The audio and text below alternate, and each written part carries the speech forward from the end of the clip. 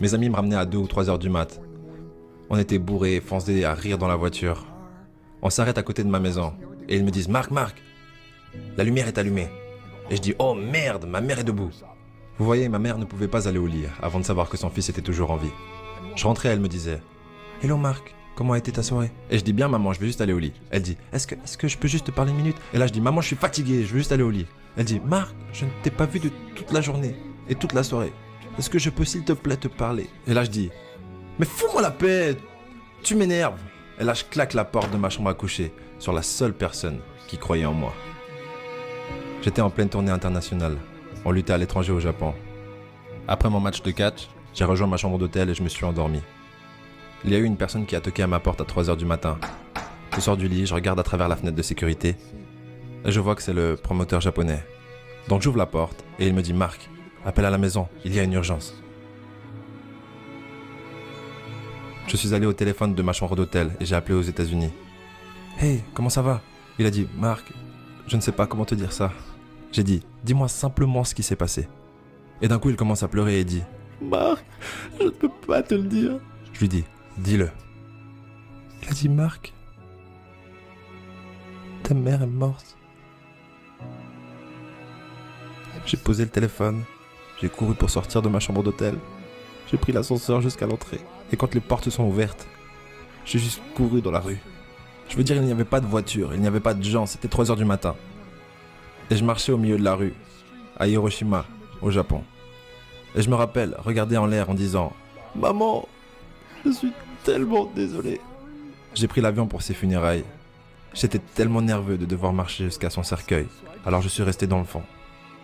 Et je continuais à regarder à distance, et je n'arrêtais pas de penser « Maman, s'il te plaît, réveille-toi.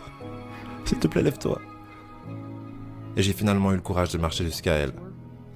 Et en me rapprochant, je peux voir ma mère pour la première fois. Je veux dire, elle était tellement belle.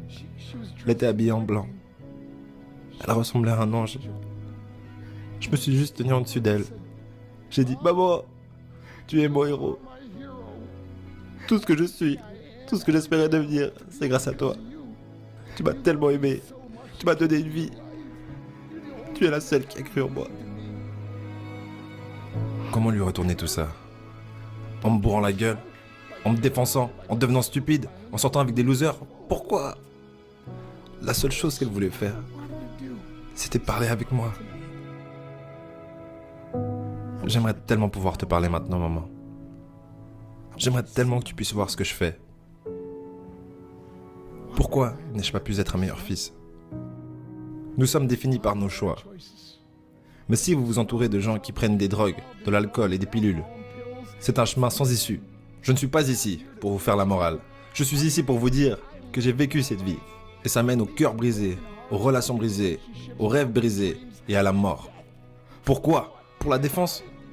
Si vous avez un père ou une mère, quand vous rentrez à la maison, dites à maman que vous l'aimez. Vous voyez, toute ma vie a tourné autour de devenir riche et de célèbre. Il fallait que je devienne un millionnaire. Il fallait que je gagne la course. Je devais gagner la course aux frais de mon mariage, de ma famille, de mes amis. Pourquoi? Pour être seul dans une pièce et apprendre ce qui est réellement important. Et ceci est à quel point précieux est ce cadeau qui est la vie et nos familles. Et à quelle vitesse cela peut nous être pris. Vous savez, je ne vis plus le temps. Je vis les moments. Vous savez, ce n'est pas ce que vous avez dans les poches qui compte. C'est ce qu'il y a dans votre cœur qui compte vraiment. L'amour. L'amour est juste un mot.